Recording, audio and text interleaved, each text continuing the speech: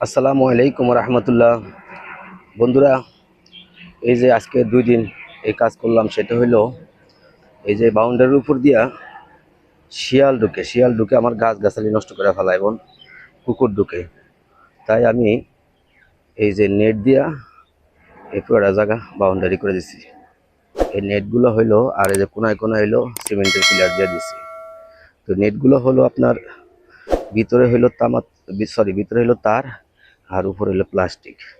তো এই বাউন্ডারি দেওয়ার উদ্দেশ্য হইলো, এই যে দেখেন, এই বাউন্ডারিটা এই কারণে দিয়েছি যে এখানে শিয়াল আর হলো কুকুরের উৎপাত খুবই বেশি। ওরা করে কি, আমার গাছ গাছালিগুলো আইসা সব নষ্ট করে ফেলায়। শিয়ালে এই যে নতুন করে কোনো বীজ লাগাইলে বীজগুলো উঠায় ফেলায়, এই জন্য আর কি এই বাউন্ডারিটা করা। তো যাই হোক বন্ধুরা, আজকে 2 দিনে পরিশ্রম করছি, আলহামদুলিল্লাহ। জানি না আল্লাহ কি করে এখন, যেহেতু আমার এখানে গাছ গাছালিগুলো বড় হয়েছে, প্রত্যেকটা গাছে ফুল ফলও আইসা পড়ছে। তাহলে এখন এই যে শিয়ালের থেকে বা এই যে পশু পাখির অত্যাচার থেকে আর কি, বিশেষ করে পাখি না তো, পশুদের অত্যাচার থেকে এই যে দেখেন, এই যে এটা পুরোটা বাউন্ডারি করে ফেলাইছি, এই মাথা থেকে ওই মাথা পর্যন্ত। এই যে দেখেন। তো বন্ধুরা, এই বাউন্ডারি করার পিছনে অনেকগুলো কারণ আছে, এগুলো আমি কি বলবো, সব কথা তার ভিডিওতে বলা যায় না। মূল কথা হইলো যে এখানে এই যে শিয়ালের উৎপাতের কথা বলতেছে, এটা হলো গেট। এখানে একটা গেট করছি, এখানে আগে গেট ছিল না। এই যে দেখেন, এই যে এই গেটটা আগে ছিল না, এখানে আমি ঢুকতাম বাঁশের বেড়া দিয়ে। যাই হোক, এই যে দেখেন, এই যে এখানে একটা গেটও করে দিচ্ছি সুন্দর করে, এতে করে আমরা ঢুকতে পারি। আর এখানে 2টা বেগুন গাছ আছে, এই যে গেটের সামনে। এই গাছ 2টা অবশ্যই, এখান থেকে একটা গাছ আপাতত থাক, যদি ফল ফল আসে তো দেখা যাচ্ছে গাছটা ভালো আছে, এই জন্য এখনো কিছু করি নেই। তো দেখা যাক কি হয়, পরবর্তীতে সমস্যা হইলে নাহলে বেগুন গাছ এখান থেকে একটা উঠে ফেলাবো, রাস্তাটা এখান থেকে ক্লিয়ার হবে। আর এখানে এই যে কিছু ময়লা সয়লা ছিল এদিকটা, এই যেগুলো পয়সা করে ফেলাইছি। আর হইলো এই যে বন্ধুরা, এই যে দেখেন বাউন্ডারিটা এই যে এদিক দিয়েও করে দিছি। এদিক দিয়ে এই যে দেখেন এভাবে সুন্দর করে একদম ওই যে পানি পর্যন্ত করে দিছি, যাতে এদিক দিয়ে কোনো কিছু না ঢুকতে পারে।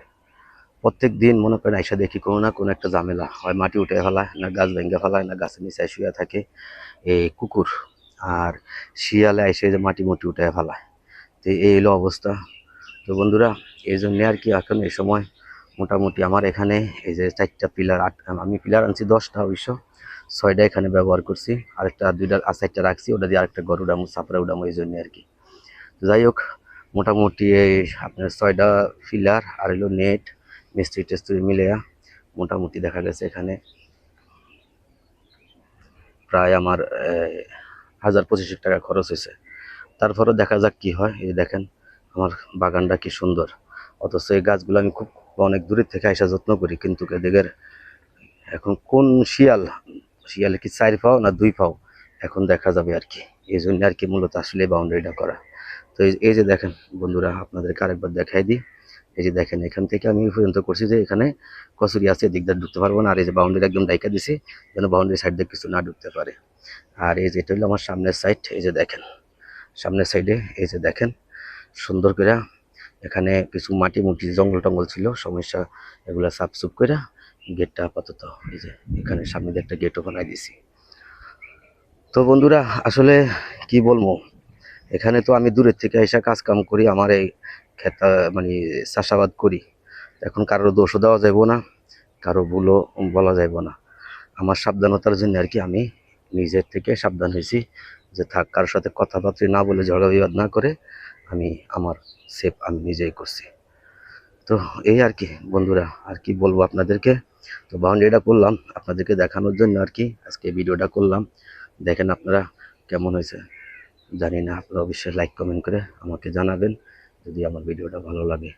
আর আর কি বলবো বন্ধুরা, আজকে আপনাদেরকে, আপনারাও সবাই যে যেখানে পারবেন সেখানে গাছ লাগাইবেন।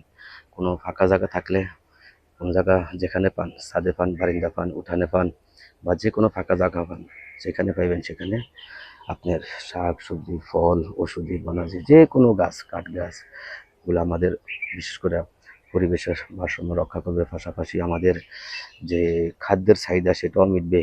এবং সৌন্দর্য দেখেন, এখানে যে আসে সেই বলে আমাকে যে ফিরোজ ভাই আপনি এত সুন্দর করে এত সুন্দর একা একা এত সুন্দর পরিচর্যা করে গাছগুলো করতে আছেন। যাক, আমার কাছে ভালো লাগে আসলে কারো প্রশংসা শোনার জন্য না, মূলত এটা আমার কর্ম। এই জন্য আর কি আমার কাছে ভালো লাগতেছে, খুবই ভালো লাগতেছে।